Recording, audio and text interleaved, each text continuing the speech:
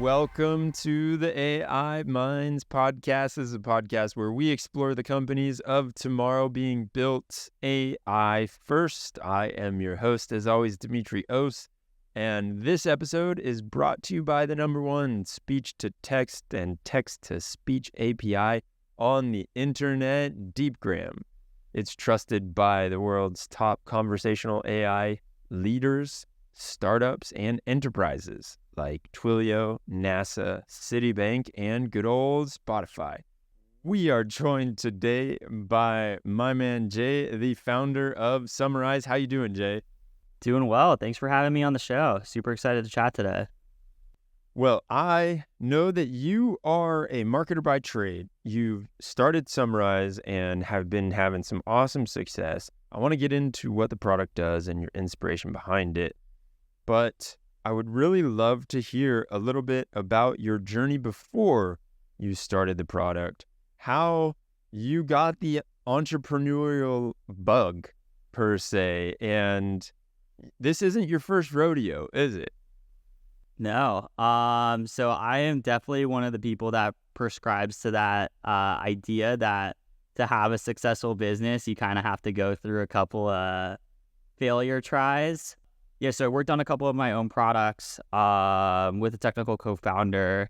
And then, even though those products didn't work out, I knew I wanted to build something of my own. And so when I had another opportunity to build a product, I decided to take it and work on it. And it was really just solving one of my own core problems, and was able to work with that same technical co-founder.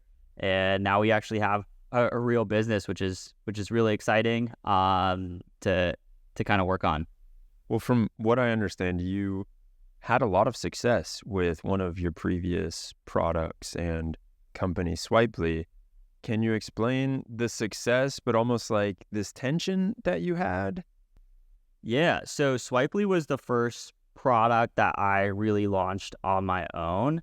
And the idea of it was like Pinterest for B2B, essentially. So you could save, your content inspiration and those kinds of things. That's something as a marketer, I always felt like I was running into a problem with. I'd see something cool. I'd see something that people were talking about, and I wanted to save that idea. And being someone that was working on my own LinkedIn audience as well, I had a lot of marketers in my network. And so I kind of figured hey, I have the entrepreneurial bug. I want to build this product, and I also have potentially the audience to sell to. It's let's try this out and see how it goes. And it was a really big learning experience for me. So that time when I built the product, I spent thousands and thousands of dollars of my own money to work on it, and was able to get a bunch of signups, tens of thousands of users to the product, which was really exciting to see, especially working on my own product. But one of the hardest things that I found was figuring out how to monetize the product. That was my biggest challenge. And unfortunately, I was not successful in that venture in that sense. But it taught me a lot of lessons. It taught me about, how to go to market a little bit better, how to monetize earlier, how to potentially test an idea and validate an idea without having to spend as much money. And those are some of the core lessons that I took into working on SummarAIze. And I think is a big reason why the business is successful right now, is because I was able to take some of those lessons from failing in this other try. So when you created SummarAIze, was part of the criteria of your next act something that you had a clear definition of how to monetize from day one? Yeah, so I knew I wanted to monetize from day one. There was a few things that I think were really important. Tell me about what those things were. Yeah, when I put together this new venture, one was I wanted to be able to monetize upfront. I think one of the hardest things for any first time founder is to be able to put a price tag on something and be able to potentially charge a high amount and things like that, because you kind of get nervous, will people buy this? Will people pay for this?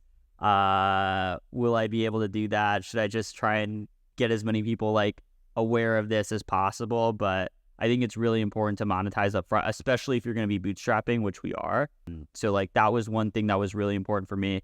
The second thing that was really important for me was figuring out how to validate with the least amount of money spent. So for Swipely, like I said, when I worked on it and built that, I spent tens of thousands of dollars of my own money on building the product.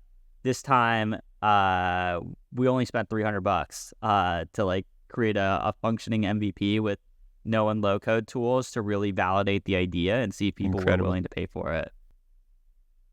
So you built the first version with no and low code tools. Can you break that down? How did you go about it? Yeah, so actually Deepgram was like pretty instrumental in that. So we use we not only take so we repurpose long form audio and video content into other like text-based assets and clips and things like that. And so basically what we did is, I was able to hack together some APIs and things like that with some existing AI models to kind of put together the content assets that we needed to. And we've since evolved past that. And we have I have a technical co-founder that knows how to leverage AI and knows a lot more about, large language learning models than I do. So we have a more robust product. But I mean, the first version was basically just hack together APIs to put it together. Now, talk to me about the product inspiration. How did you zone into this space and know that you wanted to create it? So I'm a big believer in that if you're able to be your customers or your product's first customer, that you might be onto something really good. So I'm a big believer that you should be trying to figure out and find products from solving your own problems. And so that was a big inspiration for SummarAIze. I've hosted a podcast before. I've been on podcasts before. I've done consulting for podcasts before. And a lot of the work that I've done actually is repurposing podcasts. So, once you have that podcast recording, turning it into getting summaries from it, turning it into social content, getting it on your website, pulling out quotes, pulling out insights, all of those kinds of things. And I always say that the podcasts, like any sort of podcast work I've done, it was always my favorite job at the beginning because it was new, it was exciting. I get excited when I work on new things. And then it quickly became my least favorite job in most cases because the work after was very repetitive. The conversations were great. So awesome to get to meet with some amazing people and learn from amazing people. But doing the repurposing tasks was something, it was robotic, it felt like. And I was like, I don't want to be doing this. I was spending, 1 to 2 hours a week on each of these episodes and doing the same thing. And it was really the least favorite task that I look forward to every week. And so I was like, there's got to be a better way to do this. And that was right around the cusp of AI really becoming popular. And so that's kind of what motivated me to figure out and kind of work together and hack together my own solution for myself. So that was the seed that was planted. And then how has the product been evolving over these last couple of years? Yeah. So the way that we've kind of, so the product is totally different than I think what we started. And one thing I didn't mention in terms of like how we hacked it together, the first version of the product, which actually I was shocked that it got customers. And like, I think that just told me like how little you might need to potentially actually validate a monetized like idea. The first version of the product was literally, you had a form you'd fill out. You'd put in your file in the form, you'd submit it, and then 5 to 10 minutes later, you'd get a Google Doc back with all of your content assets, like your LinkedIn posts, your transcript, your emails, your summaries, all of that stuff. So we've evolved a lot since then. We actually have like a full product. There's a login. There wasn't a login when there was the form and Google Docs version. But you can log into the product now and like the way that we've evolved is we've added a lot more templates that people can build. People can even customize and create their own assets. We've been able to kind of put in features as well into the product that helps get the content closer to that person's voice and own writing style. We've put together, people can create their own brand essentially within the product and kind of use that. So that way SummarAIze, when it's creating content assets, it's sounding more like you, it's talking more like you, it's writing more like you would do. We've added like video clips, lots of different features and bells and whistles, and we've redesigned the product a couple of times now. I have a background in marketing. My co-founder, his background is full stack engineering, but he's not a product designer. So we were able to get a product designer and kind of clean a lot of those things up. And now we've seen a lot of growth in terms of people signing up, people converting into business. Actually, this month that we're talking in right now has been our highest revenue month so far. Nice. Which is really exciting. And we're talking about bringing in a developer as well to kind of like work on things. So yeah, things are continuing to evolve, and we're just working and figuring out more ways that we can add value to our customers. And how do you go about knowing which features to add? Is it, I imagine there's a little bit of intuition there because you know what you like, and you are, as you said, one of your own best customers. You dog food the product. But then when you talk to customers, I always envision the product manager's job to be so confusing because you're probably getting pulled in a million different ways. One customer wants this, another customer says, no, that's not important, I really want that. And how do you weigh out all of these different asks? Yeah, I think so. The first thing we really try and focus on, number one priority is like, what do our paying customers want more of? So we have like, the way our product works is you can sign up for a trial. The first upload is basically free to like test out the product and see if you like it. And then if you decide to move forward, you'll either do a subscription, or we also do, just like Deepgram, we also have a pay-as-you-go model. And from our paying customers, those are the ones that we really try and stay super close to. And if we see that there's a lot of high volume in uploading, we'll go out and ask like, hey, like, what else do you want to see in this product? What else can we build for you? We'll still get lots of requests through our live chat and stuff like that from any type of user. And so the big thing that we do in terms of prioritization, prioritize the highest paying customers first, prioritize the total customer base, and then we look at maybe requests from other people that have kind of come in, and just kind of like use that with a mix, like you said, use it with a mix of gut, essentially. So, I've worked on podcasts for like 4 or 5 years at this point. I kind of know like what features are pretty necessary and helpful to help either save time or deliver more value from the existing product. And that's kind of what we use to kind of figure out. And then we also stay really close to the ground with what else is going on in the market. First of all, with what's available through some of the providers that we integrate with.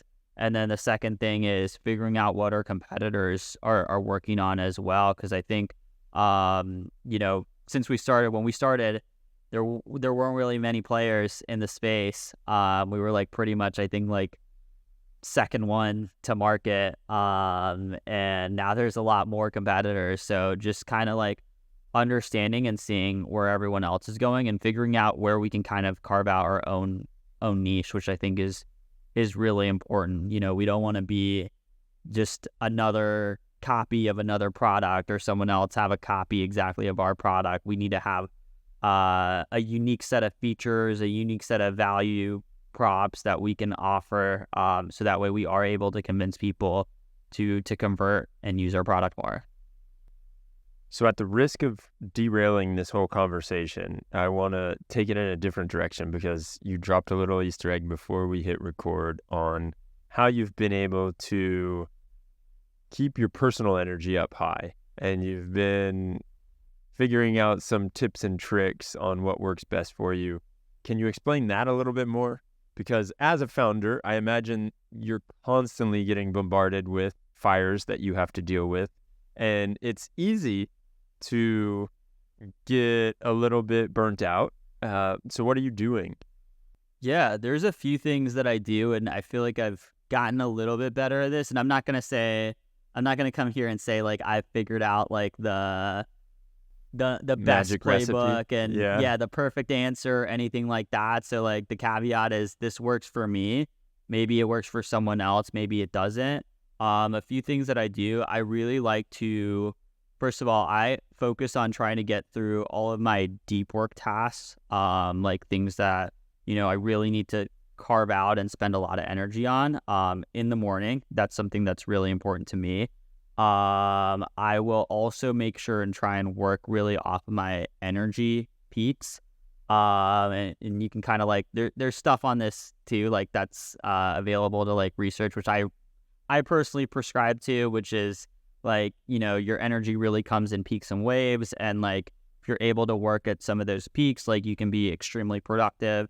And when you're on the bottom of those waves, like taking a break, like honestly, like you don't need to be at your computer for like 12, 14 hours straight to make meaningful progress. It's really like, hey, how can I juice out the hours that are really that are really my highest energy, my highest productivity, those kinds of things.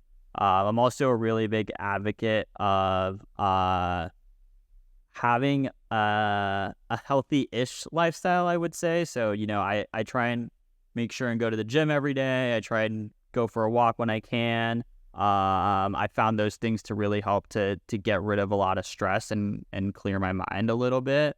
And then I've also gotten recently into just a little bit of like personal like biohacking, like even in terms of my diet and stuff like that, like what I eat and when I eat it. Like, I'm not a big fan of like trying to have like a super heavy meal like at lunch or things like that, because I find that I usually end up getting a little bit tired like after that. So figuring out ways to kind of like manage what I'm consuming, how I'm being physically active, how I'm working off of my energy peaks, those things have been really really helpful for me, and I think it helps to provide the maximum amount of energy that I can get. And anytime I can find something that potentially like naturally that I feel can help and boost my energy, my focus, I'm all for giving it a try, because ultimately, like the more high peaks I can create, the more I can get done. Do you notice how many of the high peaks you have per day? And you've totally inspired me. I'm going to take my next call walking, just to set that right now. But how many peaks do you generally have in a day? Yeah, I would say so. The morning, like, once I got my morning coffee in, there's definitely like a big one over there. Usually about like mid to late afternoon. Like for me, that's like around like 2 to 4 p.m. I feel like another big rush of energy.